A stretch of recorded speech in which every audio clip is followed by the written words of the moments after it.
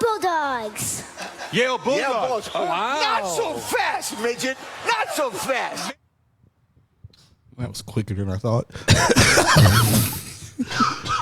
It's the same length every time. Literally, we've been using it for like 2 years now. Oh man, our friend, our dear friend at this podcast, the one and only Jimbo Fisher.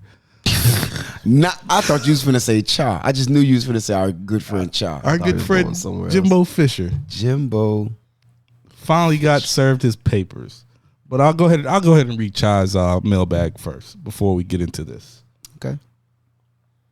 Cha asks, where do you think the landing spot for Unk's boy, Jimbo, will be?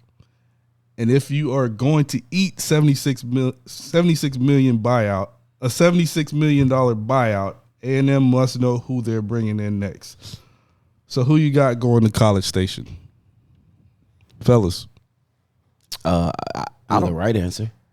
Yeah, I really don't have an answer for either. I mean, you don't? Yeah, to go with the first, I got answers. I'll let you tackle the last part. I don't know where Jimbo lands, period. I think his failure at Texas A&M says a lot about him as a coach. He can't ascend any further. No, he's peaked. He's definitely peaked, but I also find it interesting that, excuse me, the way he left Florida State and went to Texas A&M to just fail is very sad, because you left a predominant program. I mean, one of the blue bloods in college, to go somewhere else to almost in spite of them and make it seem like you're going to build it up, and you failed miserably. I like where you're going. I feel like we're going to unpack that, but as far as like where he's going next, where do you actually think he's going to go? I really do. I think he's going to take his money and take some time. I don't expect to see Jimbo Fisher coach for the next year or two. So we'll see him as like a broadcaster in your book. Not the way he talked. If they're gonna go out there and go play some good ball and they're gonna work real hard, they're gonna run real fast. If Urban could get him a job on Urban Fox. Urban's personable. Yeah, Jimbo's personable. Jimbo's great at breaking down football, but I can't see him. Bread. Yeah, I can't see him actually stop doing that on a regular basis. I think he shows up at West Virginia next year when they can fire Neil Brown. That's where I was going. He's from there. The standards are low. It's going to be easier to win because they'll be in a Big 12 that's watered down with no Oklahoma, no Texas. I think he pops up at WVU in a year. I see the connection. I'll take the under on it, though. Okay. I'm with Breeze. I think he goes home to West Virginia and just rides out into the sunset. Whatever that he's going to be Rich Rod. He's going to go to West Virginia, and that'll be his peak. I think that he plateaued out at A&M. He treated Florida State as a stepping stool to the next job, and he took the money. This is a fine example of all money ain't good money. And I think that Jimbo saw the dollar sign, and A&M has the resources, but at the same time, Florida State has everything you need from the stomping ground of the state of Florida. That's a recruiting hotbed, the state of Florida. And I think that Florida State would have been able to get him the things that he said, air quotes, that he didn't have to be a successful program. If you look at the history of Florida State, it's a lot more winning being done at Florida State than A&M. So for him to leave a place where is known for winning to try to build Texas A&M into this dominant program where the last winning coach was R.C. Slocum 30 years ago, says a lot about his intentions in going there. It wasn't about winning football games. It was about money, and it came back to bite him. You went from having, in 2022, the greatest recruiting class ever.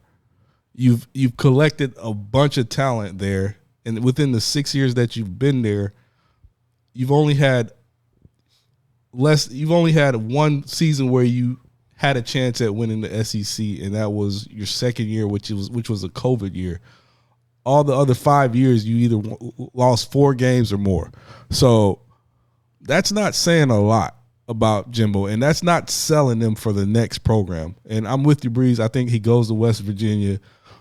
If he doesn't go there, he's just going to go on his ranch and ride off into the sunset with his bag. Where do I want to go with this? You want to answer the second part of the question? Please. Honestly, are you? I wanted you to have I'm space ranting. Let it go. Let it fly. And how stupid is A&M for investing all this money into Jimbo, and now you have to essentially pay him $76 million. This is the biggest buyout in college football history. So I get it. Texas A&M money ain't a problem, but at the same time, like, what are you saying to the next coach?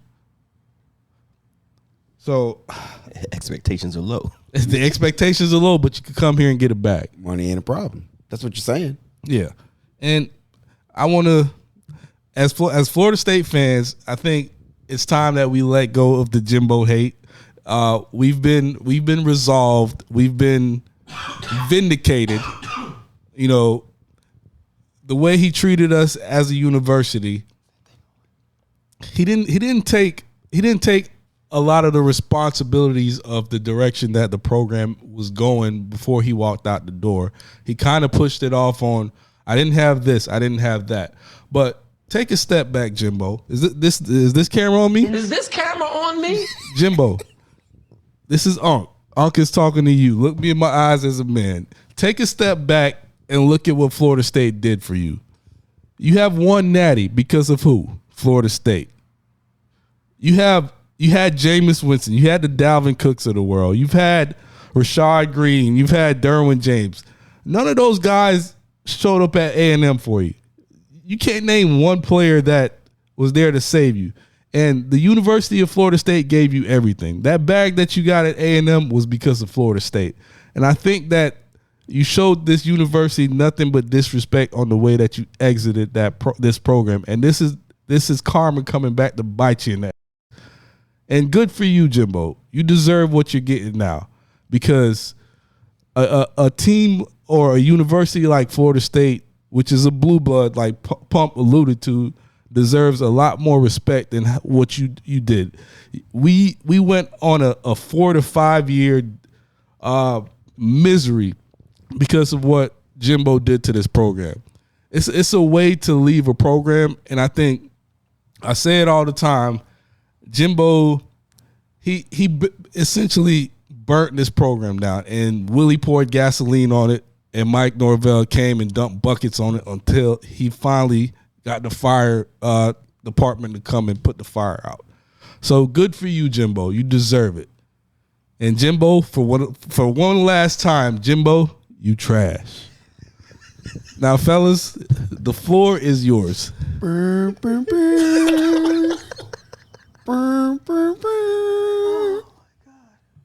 It's like a military. I got nothing else to speak about Jimbo. It's like a funeral. The finding of Jimbo Fisher made me so happy, just so I wouldn't have to hear about Jimbo Fisher anymore. Jimbo, you trash. That's the name of the episode. 100%. I feel like, Breeze, I've even said this to you a few times. The reason why I don't care about Jimbo Fisher is Florida State is right back where they were always going to be, because Florida State is one of those kind of institutions. You see Michigan have down times, and now Michigan's back to being what they're going to be. You see Ohio State is down, then Ohio State comes back. Florida goes down, Florida comes back. None of those schools are stepping stone schools. You try to get a Florida job, you try to get Ohio State, you try to get Michigan, you try to get Florida State. Right. So to see Florida State back to prominence, honestly, every Florida State fan should have seen that coming. We've seen we've seen Florida fail and drop off over years, and all of a sudden they come back and they're really good again. Nobody, like, it's funny you mentioned stepping stone. Nobody treated those programs like stepping stone. Once they got to those programs, that was their dream job. Yeah, you're not leaving unless you got fired. Is, everybody does stupid stuff, and Jimbo did something stupid. Okay. Which is why I'm like, okay, he's gone. Would you rather still have Jimbo, or are you happy with Mike Norvell? If you're happy with Mike Norvell, stop talking about your ex. I didn't like the way he left. Bro, that was 6 years ago. It's 6 years ago. He did it wrong. You gotta let that hurt. You got a nice girl. She got curves. She's taking you to the promised land right now. Why are we still talking about your high school? I hear you. But that's the thing. We're talking about him because he got fired, not because of anything else. So it's not like we're just bringing him up because we want to bash on Jimbo. He got fired. So you actually do just enjoy bashing on Jimbo, which we've been at it for a little while now. Yeah, I mean, Breeze, you got any thoughts about this before we move on? Yeah, I mean, at the moment, in the moment when he did it, I can, if I'm trying to put myself in his shoes, I can kind of see it, because if what indeed he said was true, and the fact that Florida State was not spending the money on the things that he thought he needed to stay above water in college football, and Texas A&M say we will give you all those things, I can understand that from that perspective. And again, we talked about in the chat, I think Texas A&M as a program has everything you need to succeed. I think the problem with Jimbo is the game passed him. It wasn't anything Texas A&M did or did not have. I think they gave him everything you would need. You talk about coach aside, you think about everything a program needs to be successful. Mm-hmm. Texas A&M has it.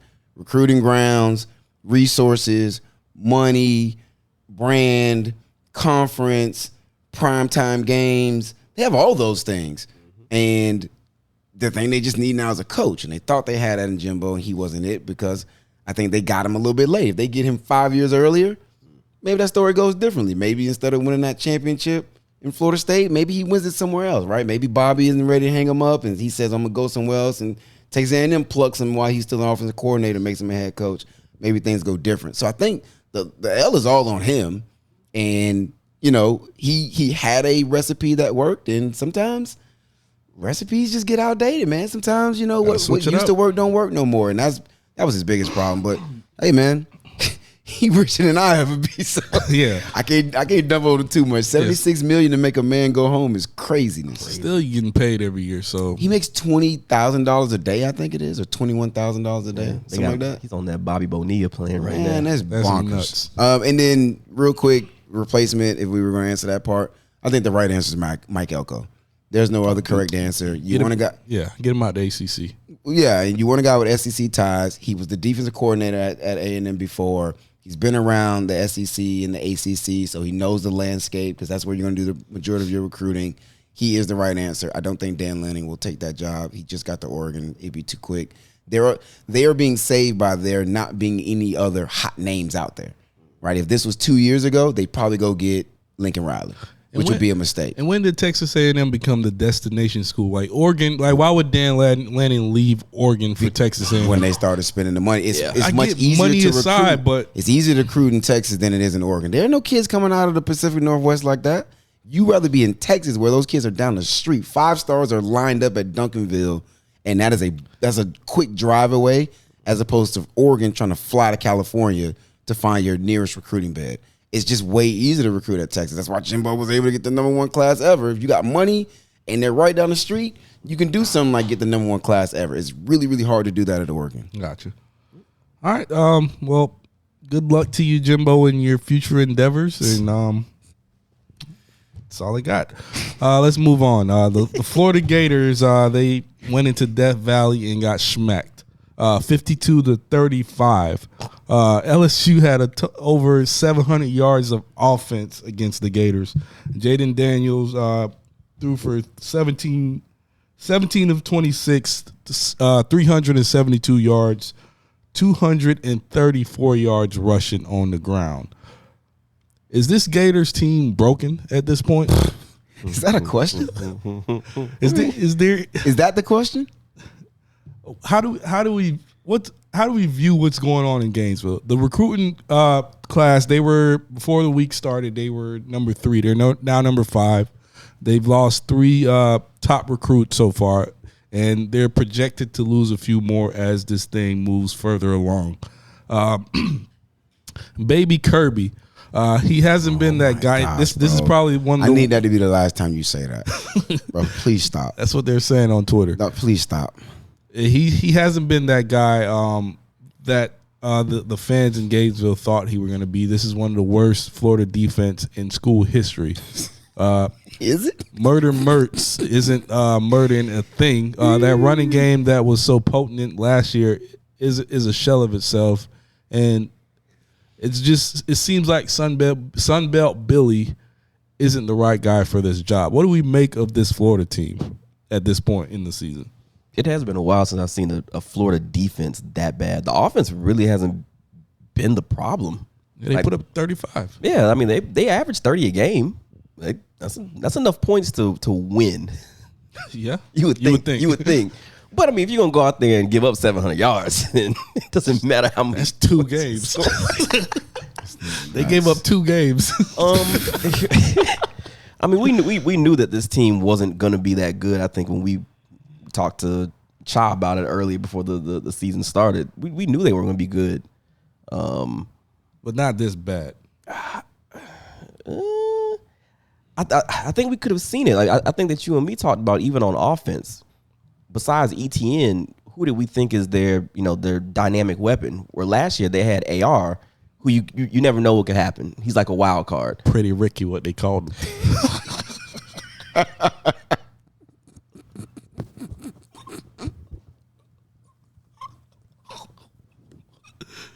Oh man! Shout out to Ricky Pearsall. Again, last year they had a weapon. They had somebody that could constantly game in and game out, do something on offense that would make a difference. This year they don't. And then on defense, there's just nobody there. They're not even trying. It doesn't even look like they're trying on film. Jayden Daniels just is running through the defense and guys are jogging. Yeah. And Jayden Daniels is nice, but come on, man. I don't know if he's that nice. Yeah, come on, man. Yeah, that's craziness. It is just, I mean, we knew it was going to be tough sledding for them. Honestly, they got the 5 wins. I'm impressed. No, for real. Like, what'd you have them at? 4 wins? I think I had them at 4 wins. Like, I literally had this conversation multiple times, even a couple times with Gator alumna, and it was like 4 is very probable. Mm-hmm. And they've gotten to 5 now. I did not pick them to win that Tennessee game. I thought South Carolina would be better than they were, and the fact that they got to 5, I think is actually. But that was their one. The other wins were the games they should have won. Oh well, yeah. The other wins were McNeese and Charlotte and Vandy. Yeah, it was like, okay, boom. That's 3 guaranteed dubs, and they won all 3 of those. Then they get Tennessee. Nobody saw that coming. Right. Now you throw in South Carolina because they're stinky as can be, even though they should have won that game. They should have won that, yeah. So I think they've over succeeded on what I thought they were going to do, and. Yeah. I mean, but the problem is, if we're zooming out, we're talking 30,000-foot view. If you don't win another game, you took a step back in year 2, and that's what you can't do. You cannot take a step back in year 2, and that is a really, really bad look. And the fact that, and I don't think they'll fire him, but the fact that people are already starting to talk about firing, and I'm not just talking about just emotional fans on message boards. I'm talking about like people, national media. Yeah, like apparently like Josh Pate said somebody asked him and he was like, it's not completely off the table if they lose these last 2 games, which they're probably going to lose these last 2 games. It's Gainesville we're talking about. That they spend big money in Gainesville. 100%. That's SEC ball. They got high expectations. Yeah. And from what I understand, and they spent a lot of money to put this recruiting class together, and now those kids are dipping out. So yeah, you can't be taking step back. You can't be taking steps back as you move forward in years. I think he'll get the start of next year. Crazy part is it's even worse next year. I think they're projected to have the hardest schedule in college football next season. Nice. Which I don't know, your out of conference games that this year were McNeese and Charlotte. Well, now you got Miami and UCF and Florida State. You could very well lose all 3 of those games. They played those games this year. They could lose them. I think at this point they're trying to figure out, what's the plan?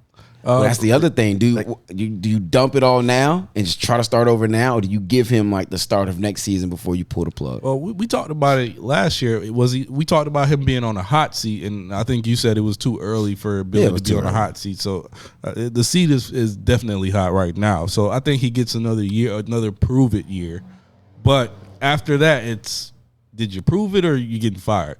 Yeah. The answer to that is the transfer portal. That's the quickest way to kind of pull the nose up on a ship. They didn't do that very well last summer either. They're gonna have to do it a lot better. He's gonna have to. We'll see. Keep him forever. I'm with you. Hey man, and let's pluck from that recruiting class and A&M. I got a couple of them I want. Yeah, me too. I'm sure. All right, let's move on to the other two teams in the state. Florida State and Miami. We've agreed that this is probably the best rivalry in college football, regardless of what anybody else says. Like I said last week, you throw the records out the window. Star power doesn't matter in this game. It's a backyard fight, regardless in any year. I mean, you have your odd years where one team gets blowed out, but it's not that consistent in this rivalry. And it wasn't on Saturday.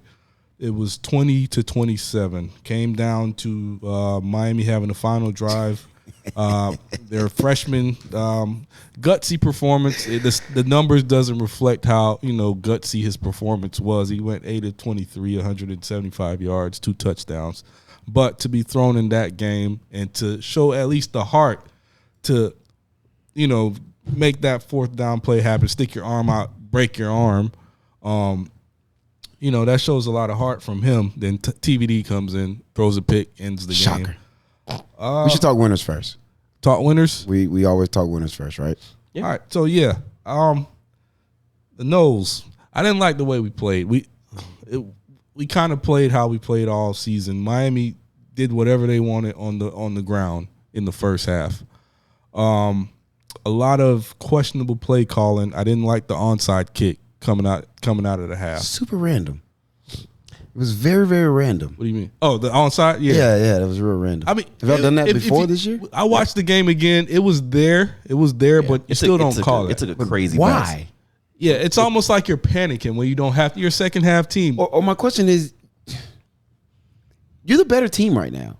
Why are you pulling out gimmicks to start a half? And your defense plays lights out in the second half. I don't understand it. I felt that they needed some kind of momentum, and if it was there, the momentum was there. I think they went into halftime with no momentum at all. We started off first quarter. It seems like almost every other game, Florida State just has like this I'm stupid spell in the second quarter. And, I think Chaney just got busy. You guys were just running all over second quarter. And they just needed something to give ourselves a boost. Again, it was there. If you go back and look at it, it just took a crazy hop. But the percentage of that play isn't that good historically. Well, the reason why I look back and I don't have a problem with it is the reason why I said what I said about the game when we previewed it.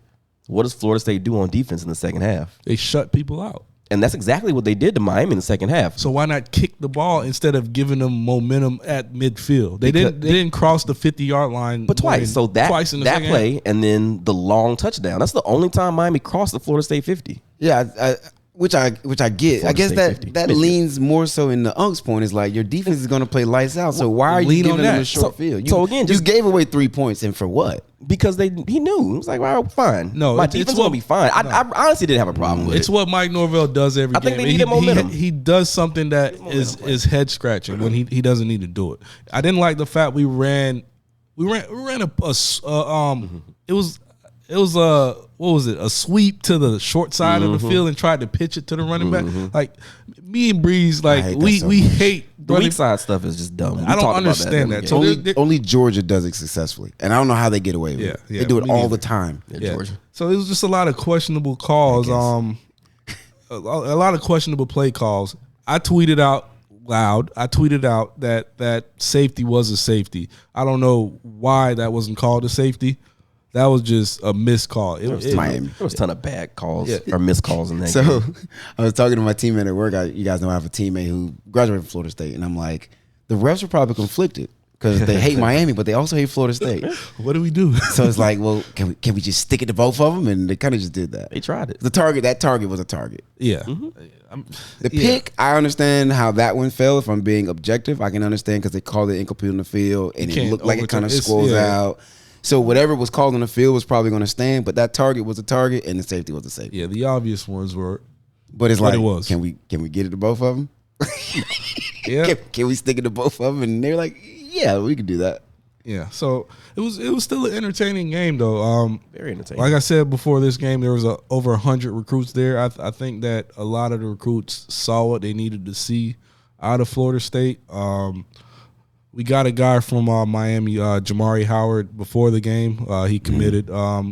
Expecting Kai Bates, who was there to commit, who just recently decommitted from LSU, so that's going in our favor. The playmakers didn't really show up for us. We kind of just squeezed this one out. Keon, of course, he made that big punt return, and he caught that game-winning touchdown for us. Yeah, I was about to say, you don't consider that showing up as a... He had 24 yards. I would have wanted more of Keon in this kind of game, but I think there's an injury there that's not being talked about. Yeah, I mean, he had a huge punt return to set up a score, and then he scored on that play. Like, yeah, I mean... Yeah, like when the playmakers need to make plays, he's there.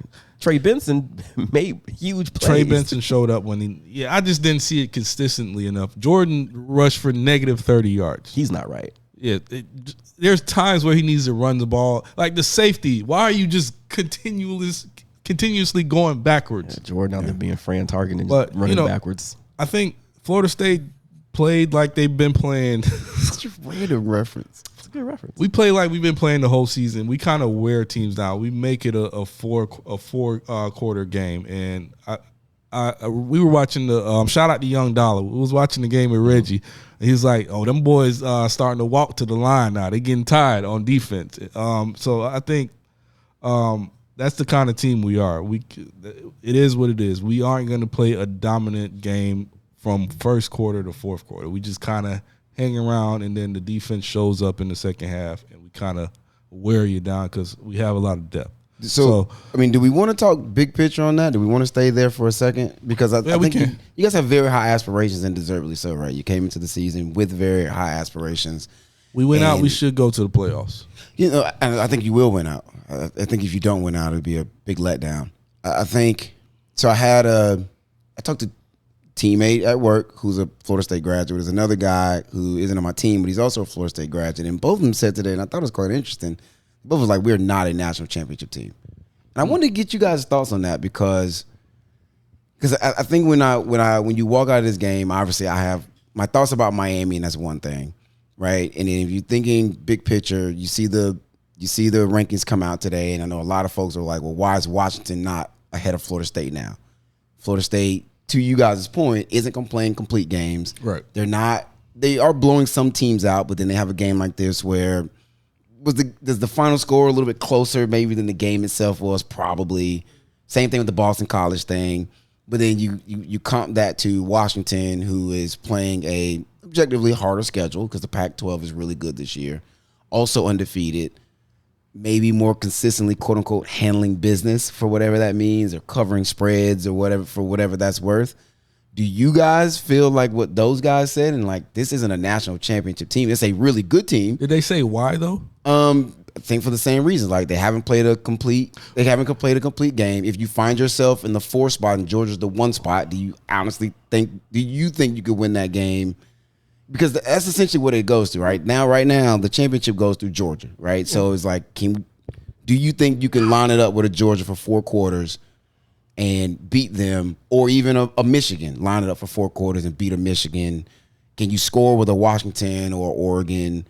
And I'm assuming, and we didn't go into all the details, but I guess that's what they were kind of getting to. It's like, yeah, this is a really good team, and we're probably going to win out, but we'll go to the playoff and we'll get beat. I'm just curious on what they're actually looking at. Are they just looking at scores? Are they just mad because we're not dominating teams? Because they watch every game. Well, I asked that because when you look at Florida State, when you actually go back and look at the numbers and don't look at, okay, that game was 27-20.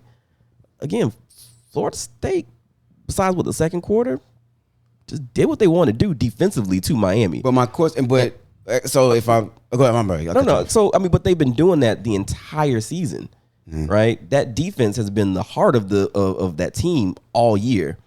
The names are on the other side, so that makes it seem like, well, God, they're not doing what they're supposed to be doing. No, that's a really good defense. Are they dominating? Are they shutting teams out? Kind of. They don't allow points in the second half. They didn't allow a passing touchdown the entire month. And then for me to answer that question, I would say if you look at the teams that's in the playoffs right now, who has the better quarterback? Because at the end of the day, come playoff time, you got to look at them quarterbacks. And I think Florida State has the better quarterback. Then who? Carson Beck isn't better than Jordan Travis. Really? Kyle McCord isn't better than Jordan Travis. Okay. And McCarthy, he had 65 yards passing. He's not better than Jordan Travis. So for the 4 teams that's in the playoffs right now, if Michael Penix gets in there, he's a better quarterback than Jordan Travis. But the 4 teams in there now, I think we have the better quarterback. And I do think Mike Norvell, the way he's been coaching this team, if you watch our games, the D-line doesn't play, the starting D-line doesn't play a lot of snaps. It seems like They rotate out. they're rotating and they're starting to save guys for the back end of the season. Jared Verse is fresh. Like, he's got fresh legs. He hasn't played a bunch of snaps. The rotation has been crazy. And I think if we play a Georgia, Jared Verse is going to be on that field a lot more than he is against a Boston College and other teams like that. I think the way they've been managing minutes for a guy such as Johnny or Keon or these other guys, I think it's for a reason. It's for the long haul. It's for the backstretch of the season. So I do think we got the guys to match up with a Georgia, because you got Keon Coleman and Johnny Wilson. I think they could get open against Georgia corners. So one of the guys did say, he was like, offensively, he's like, we don't have a consistent run game, so I don't think we can believe in that, because they haven't been consistent all year, which he's kind of got a point. Even in this game, like, Trey made a big play. He finished with 80 yards, but half of that came on one run. How consistent is Georgia's passing game? Yeah, they have a consistent run game. Do you watch Georgia? Like, have you watched the last couple of weeks? The last couple of weeks, but the last couple of weeks doesn't mean consistency as a overall season. So specifically about Georgia, their passing game is better than their running game. Okay. Carson Beck, as of the last 5 weeks, I think has been probably the most efficient quarterback in the country. So he doesn't put up a bunch of running yards, but his offensive line is fantastic. So unless you're bringing extras, you're not going to get to him. And the other thing is his receivers, including Brock Bowers, who's now back healthy, you cannot cover them all day long. They're going to get open. They're going to get yards. And then they will also run the ball when they choose to. So I think that's the comp when you look at a Georgia's. But like the comment, the one guy said, he's a Florida State graduate. He's like, offensively, we lean too much on Keon and Johnny. And they asked Jordan to be the savior offensively too often. And he's taking care of the ball, but he isn't always making the right decision, which, I mean, I again, this is what he said. But when I look at this game, like, Miami's a good defense. Right. But collectively, those two went for about 100 yards. Georgia's defense is better than Miami's defense. I get that. Right? Michigan's defense is better than Miami's defense. We're kind of getting away from this game because we're still which is true. I mean, that's why I asked, like, do we want to talk big topic, or I mean, we can go back to the game. Because Georgia's the only team that gives me pause. I think that Florida can beat the other top two teams that are there. Agreed. If Michigan wants to do their thing where they're only going to pass 9 times, fine. We can stop the run. Line it up. I have thoughts on that, but right. I mean, I feel the same thing, that the strength of our defense is actually the pass defense, not the run defense. So if you want to try to pass against us, go for it. Yeah, we'll talk about that. I disagree, but you know, we're on a different topic. Fair enough. How do you think the Canes played? Because they actually, me personally, I think you guys surprised me. The trenches were controlled for the most part. You guys controlled the trenches for the most part. We had to send a couple blitzes. Kalen DeLoach had 2 sacks, but outside of that, for the most part of this game, I think you guys controlled the trenches. You guys made big plays when you needed to. And I thought I said 38-17. So I think Miami played a good game. I picked Florida State to cover. I definitely thought Florida State would cover. First of all, let's call first things what they are. The better team won, right? And a loss is a loss. So everything else is conjecture, and it's fun, and maybe it's feel good stuff. But let's first of all, because what I don't want to do is come in and make excuses. I don't say you Miami fan, not you, but some Miami fans on Twitter talking about them 2 points. Them 2 points weren't gonna make no difference in that game. Quickly, the 2 points. I think the question is, you just don't know what it turns into, and you rather the right thing be called on the field and let the game play out. Miami very well could still lose that game, but you just scored a touchdown on a sustained drive. You come out, you get a safety. Now it's 9-10 instead of 10-7, and you're about to get a punt, which means you probably get the ball at your 40-yard or better if you get a decent return, and you just don't know what happens. Do you keep the momentum and go down another drive and get more points? You just don't know.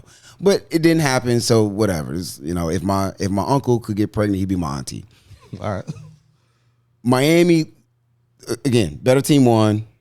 I picked Florida State to cover. So I'm not surprised the fact that the way it ended the way it did. I think the final score isn't reflective of how the second half played out. I think they were fairly evenly matched in the first half. And then the second half, Florida State was able to make a distance and Miami pulls off a play. Right, the guy does the right thing. He beats the corner. He stacks him. Get 3 off my field, man. I don't know what the safety did. I don't know what that was about. Dived. But so I guess for Miami, if I'm thinking big picture, right, and I've said it all season, this year was about showing progression. This season was about taking a step forward. This same game last year at home, your team got embarrassed and they quit. And one of the first things Mario had to do was get those type of people out of the locker room. And he did that. This team came in with the deck stacked against them, knowing they're going to play a true freshman, knowing he's limited. I think he's just limited physically. I think he's just limited as far as an ability standpoint, not even from a, not even just from an experience standpoint. I think he's physically limited. I don't think he's the answer long term. Wow. And they went out and they fought, and they kept the game respectable, which is impressive because we have not done that consistently.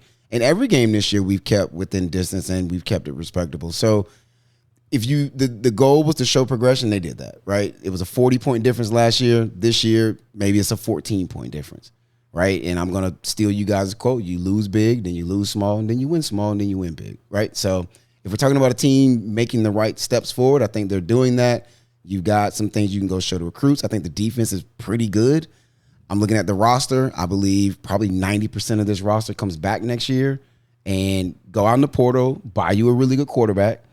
Go out in the what? In the portal. Buy you a quarterback. Everybody uses the portal. It is, and I know what you're getting at. I don't want to hear that Florida State. Portal Mike and portal you. Okay, there's a difference between none of that now. Building out the roster with the portal and filling gaps with the portal. I say go get a quarterback. I didn't say go get an offensive line and a D line and Why not? Corner. It works. We don't need it because I think we've recruited well enough. We played true freshman quarterback, running back, right tackle, defensive end, corner, true sophomore corner, true sophomore right guard, true sophomore linebacker started. So I think you've done all the right things, and your young guys showed heart, and they show they've got some ability. They need to grow up. They got to keep developing, and then you go stopgap a couple of positions with portal guys. But I mean, that's a whole different conversation of using a portal versus not, and that's a whole different conversation. But they show progression. I was impressed that they didn't get their doors blown off. But now it's about wins, bro. This is a wins and loss business. It is, and it's a loss. So you better go find some wins very quickly, or you will also be on the hot seat. Especially down there in Miami. 100%. The Miami fans will not change the standard. Yes, we've been mid to trash for 20 years, but they know what winning feels like, and they will not change their expectations in terms of putting out winning product on that field.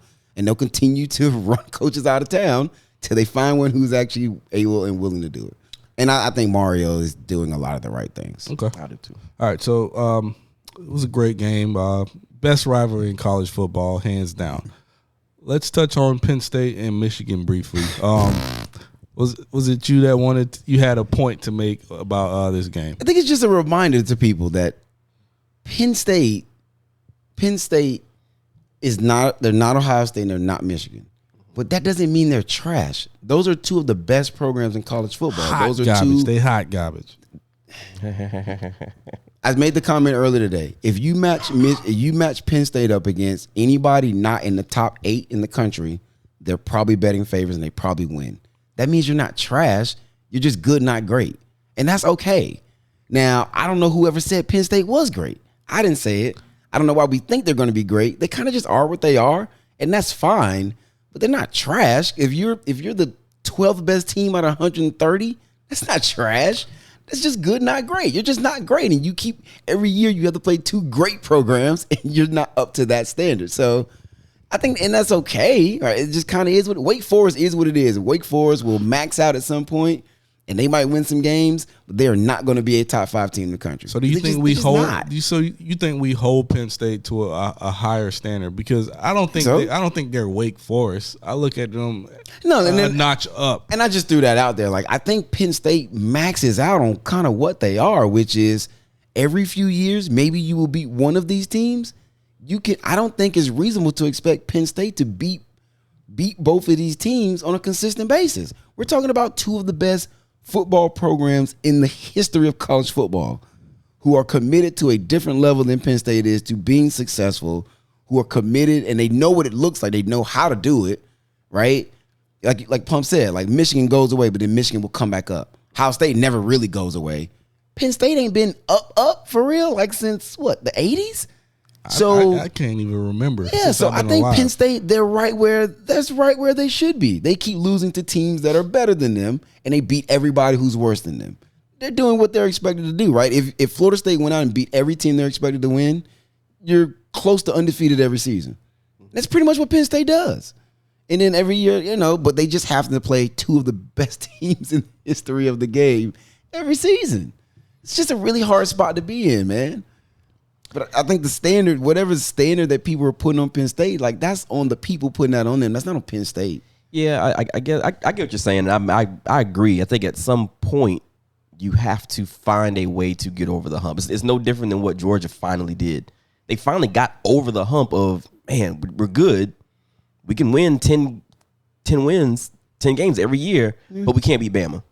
That's a good point. At some point, you got to beat Bama. True. And at some point, you got to get over that hump. Easier said than done, though, man. I get it, but the Georgia thing is a good point because Georgia literally is good every year. And in all honesty, they got a good coach. But we've also seen in the ACC, Clemson couldn't beat Florida State. Right. At some point, they had to get over the Florida State hump. Yeah, but Another good point. That's another good point. Hold on, wait. But Clemson, in my opinion, is an anomaly because they fluked up on getting a guy like Dabo. What about figured Georgia? it out. Is Well, that James Franklin. Georgia's kind of different. Georgia's more like Penn State. Isn't James Franklin kind of supposed to be that guy for Penn State? He's not that guy at this point. When they first got him, I think he's a good coach. I think to your comp, he's Mark Richt at Georgia. Huh. Which, hey, listen, Mark Richt is a Hall of Fame coach. So maybe He's a Penn Hall of Fame State need to coach. look to hire a guy like Kirby. And that easier could get him said over the than- hump. But what program wouldn't if Well, you knew Kirby was going to be Kirby? I feel like Penn It's State. just not that easy. I feel like the administration at Penn State are just playing it safe. Hey, we got a good coach. He's not going to win his championship, but it's a product that people want to see every Saturday. I don't know, maybe. And that's not good enough for me. Well, But maybe even still, it's good enough for them. I'm looking at, I think, what is the last 10 years of even Joe Paterno. That's their Bobby Bowden, right? Right. That's their Steve Spurrier, whatever. The last 10 years, he only finished with one loss once. So I'm going to assume that he's probably losing to Ohio State and Michigan. Yeah. Almost every single year. And that's with your Hall of Fame coach. Yes. Their history is At mid. some point, and it's been 40 easier said than years. done. I Let hear me what ask you you're saying. this: is it easier? What's easier to do? Stay at that level of a 9 to 11 win team, or end up like a Miami, where you're in the carousel circle of coaches, and you get a coach every third year. He wins 5 and 7, and you got to fire him. To me, that's more easier to likely do. to happen. Yeah. That happens very easily to a lot of programs. I think it's borderline impressive that they've been able to stay in that 9 to That's what I'm 11 saying. win. In the past 40 years, they've only had 3 coaches. So again, you come up on another coach who's able to uphold that standard, and then now it's like, well, instead of tearing it down and rolling the dice on a guy who we don't know, maybe you just commit more resources. Maybe you go out and buy you a couple 5-star quarterbacks. Maybe you go buy some more analysts and some better scouts to go. So maybe do that type of stuff. Maybe the that's problem what is it Penn State. Maybe they're content with being the third best team in the Big Ten. That's kind of what Unc said. The Georgia comp Maybe. is real good though. It's a good comp. Really good comp. All right, we've spent We're almost enough an time hour in it. on Penn State. I wanted to touch on the playoff outlook so far. The rankings came out last night. Georgia jumped Ohio State to the number 1 spot. Ohio State's number 2. Michigan's number 3. Florida State is number 4. Washington is number 5. Then you got 6, Oregon, 7, Texas, and 8, we can Bama. stop at 8, Bama. Ace Bama. How do we feel about this, fellas? Alabama's going to be the best team to ever not make the playoff. They're in striking. They're That the team most is so dangerous good. team right now. That team is they're in striking good. distance, That's a man. good team. No, yeah, agreed. They're in striking distance. And they're unfortunately for them, they're gonna have to play Georgia, and I think they lose to Georgia, who I think is the best team in the country right now. You never know. What if I know, What if but- Bama beats Georgia? Oh, and they're both out. They will need other things to happen. Yeah, that's too big of a jump to make. They would need Bama- other That's things to happen. that's cheating at that So point. because here's the Cheating. problem. Here's the problem. If Georgia loses to Bama, let's say Michigan beats Ohio State, right? So now Michigan's number 1, Florida State's number 2, Washington's number 3. Let's say Washington wins out.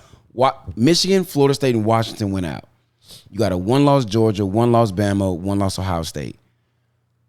Georgia will probably. Oregon is sitting there. They're ready to put Oregon back into that in that conversation. In that scenario, but if they win out, Oregon has to play Washington again. Right. So if Washington wins out, they beat Oregon again. Right. So I think Georgia would probably get that 4th spot because they'll say you have a better resume than all the other 1-loss teams. So let me throw this out there. So what would keep Texas from jumping Georgia if Bama beats Georgia? And Texas beat Bama. Why doesn't Bama get that spot? Because the Oklahoma Texas get that spot? Yeah. That Oklahoma loss. Well, yeah, you're right. Well, the Oklahoma loss. Are they a 2-loss team? Texas only has 1 loss. So, but they'll say your resume isn't as strong as Georgia's. Think because about of that Oklahoma loss. Oklahoma isn't that good anymore. Well, but also look at the teams that the ranked teams Georgia has played. They just blew the doors off Missouri, who was Ole Miss, who was top 10 going into that game. Missouri. They blew the doors off of Missouri. They've blown the doors off of several ranked teams. Did they play Tennessee? Tennessee. Have they already blown the doors off Tennessee, or is that coming? Who's that? Georgia? No, that's coming. That's this week. Oh, this week. So they're about to do that this week. So they'll say, Georgia, you beat so many good teams. Texas only played a couple of teams that were ranked or highly regarded. So they'll give it to Georgia that 4th spot. So as of right now, do you guys feel the same way I feel about Washington jumping Florida State based on the resume? Yes, I think if Washington wins out, beating Utah was their 3rd ranked team they've beaten.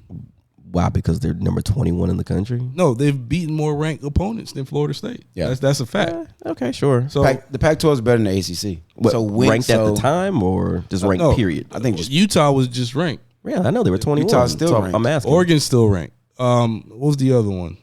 USC was ranked at the time. Yeah, I think UCLA is ranked now. I don't know if they were ranked then. They got to play Oregon State this week. They beat USC. Yeah, so the resume is a lot better than Florida State. Again, that's the weird part to me. It's like now all of a sudden you're. Does it matter where you are now or where you were? No, we talked about that. It's where you were at the time. Because Duke was ranked when we beat them. They're no longer ranked. It's where they were at the time. So LSU is still ranked, but that's the only thing we're holding on to at this point. You have LSU and you got Duke, and that's it. And Duke's no longer ranked. And I mean, the Pac-12 is just better than the ACC right now. I think the Pac-12 might be the best conference in football right now. So going undefeated in the Pac-12 this year. I mean, I can't. But have I been wrong though? They have 3 of the top quarterbacks in the country. Like, the Pac-12 is really good. Yeah, I mean, I can't argue it. And that's with USC being worse than we thought they would be. We thought USC would be 1-2-loss team, maybe sniffing around the playoff, Caleb sniffing around the Heisman. And that's without USC being who we thought they were going to be. So do you agree? That they can jump. Yeah, if both teams went out, I can see Washington getting ahead. But here's the thing. I'm talking about in this recent rankings. They should have jumped Florida State. Yeah, I think this week it could happen because you guys played Northern Alabama and they'll be playing Oregon State at Oregon State, who's number 11. They win that game, I'll see it. But you guys don't have anything to worry about because we control our own destiny. If you win out, you're in, so you're fine. It's just a matter of schematics. There's a bunch of teams in front of us at that point. They're going to have to still play each other. Yeah, so 2, 3, or 4. But you win out, you control your destiny. You're good to go. Yeah.